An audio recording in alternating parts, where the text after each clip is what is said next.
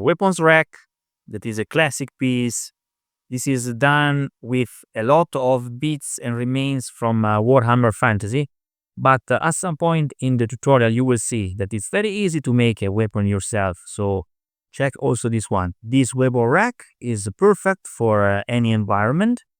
And also for HeroQuest if you have it. So I will use it for HeroQuest, this one. Please notice I have also a little X on the ground here. This is a little detail that I like very much because in this way you join your piece with the environment.